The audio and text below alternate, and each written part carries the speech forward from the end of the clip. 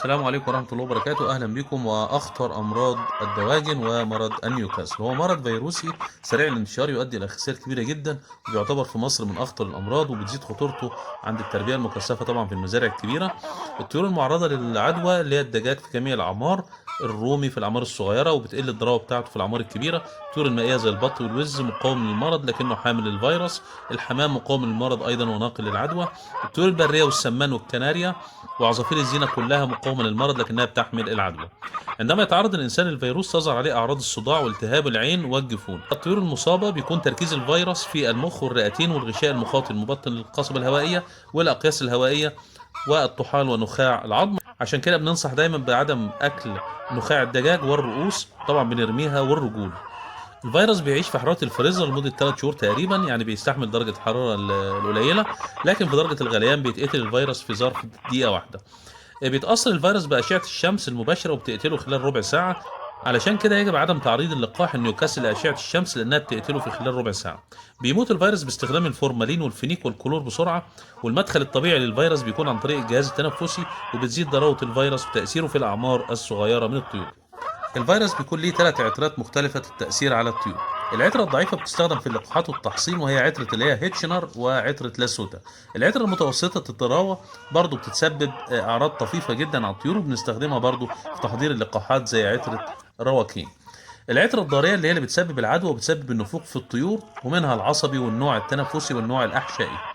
النوع التنفسي بيسبب متاعب تنفسية لأنه بيصيب الحنجرة والقصبة الهوائية، والنوع الأحشائي بيتولد في الأمعاء في الاثنى عشر بشكل خطير وبيسبب نفوق الطائر، وبينفق الطائر بدون ظهور أي أعراض عليه. طرق نقل العدوى عن طريق الافرازات الأنفية من أنف الطائر، وعن طريق الزرق بعد جفافه بيتطاير الفيروس ليصل إلى جميع الطيور عن طريق الجهاز التنفسي. طبعا سرعة نقل العدوى بتبقى سريعة جدا. أعراض المرض التنفسية بتبدأ على الكتاكيت والبداري على شكل خمول وتجمع في جوانب البطارية أو الحظيرة، والتجمع حول مصدر الحرارة والامتناع عن الأكل، وبيجيب فريشة وبينتفش ويظهر إسهال أخضر مائي مع صعوبة في التنفس وحشرجة، وبتزيد حدة الأعراض بالليل. تظهر الأعراض العصبية مع التنفسية أو بعدها بيوم على شكل شلل في أحد الأرجل أو كلاهما، وارتعاشات عصبية ودوران الطائر حول نفسه، وطبعا رقبته بتلف تحتيه أو فوقيه. أما إذا كانت الإصابة بالعطرة الأحشائية الضارية فإن الأعراض تبدأ على شكل خمول، ثم تلتهب أعين الطائر المصاب، وتظهر إفرازات بالعين والأنف، ثم يرقد الطائر على الأرض بدون حركة ويموت في ظرف ساعات بدون أن يخس جسم الطائر. أما بالنسبة للأعراض في الطيور البالغة، فلو كانت الإصابة في الطيور اللي ما سبقش تحصينها قبل كده فبتكون الأعراض تنفسية وشديدة وبتشبه الأعراض في الكتاكيت. أما إذا كانت الإصابة في الطيور اللي سبق تحصينها بتكون الأعراض قليلة وتشبه مرض الالتهاب الشعبي المعدي اللي هو CRD. الصفة التشريحية للمرض بتبقى التهابات شديدة في الحنجرة والقصبة الهوائية، وبنلاحظ وجود إفرازات مخاطية في القصبة، وهي دي اللي بتسبب صعوبة التنفس وصوت الحشرجة. على امتداد الأمعاء بتظهر بقع نسفية وتقرحات، وخصوصا في منطقة الاثنى عشر. تمتد البقع النسفية والتقرحات إلى الجدران الداخلية للقونصة، وبتظهر التقرحات بعد ذلك على شكل بقع أو زراير مستديرة. تتضخم جدران الأكياس الهوائية. ومشكلة مرض النيوكاسل إنه بعد الانتهاء من العدوى في الطيور بتظهر حالات الإصابة بمرض التنفس المزمن اللي هو CRD، وتمتلئ الأكياس الهوائية بترسيبات وأجسام متجبنة، ويحدث احتقان بالجسم وخصوصا الكلية والكبد والطحال. يحدث التهابات في المبيض وقناة البيض، ويحدث ضمور للمبيض، وده تفسير انخفاض البيض وتشوه القشرة أثناء المرض.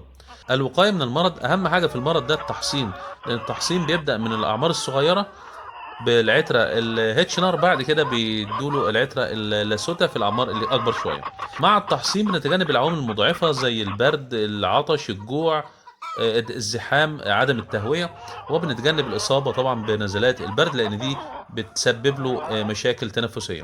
لو ظهرت حالات نيوكاسل بيفضل طبعا سرعة التحصين بعترة لاسوتا للحد من انتشار المرض، وبيفضل إعطاء الطيور مضادات حيوية زي الإريثروميسين، كلورامفينيكول، والتيراميسين، والنيوميسين بمعدل 1 إلى 2 جرام لكل لتر لمدة 3 إلى 5 أيام. إعطاء الطيور فيتامين كاف وألف د 3 ه بالتبادل مع بعض لرفع مناعة الطيور. وإعطاء الثوم وكمطهر ومضاد حيوي للطيور لرفع المناعة مع البصل، كل دي طبعا بتساعد على رفع مناعة الطيور. بكده نكون خلصنا الفيديو بتاع النهارده، يا رب يكون عجبكم. ما تنساش لايك للفيديو واشتراك في القناة وتفعيل الجرس، وانتظروني في سلسلة علاج مشكلات الدواجن وباقي أمراض الدواجن. والسلام عليكم ورحمة الله وبركاته.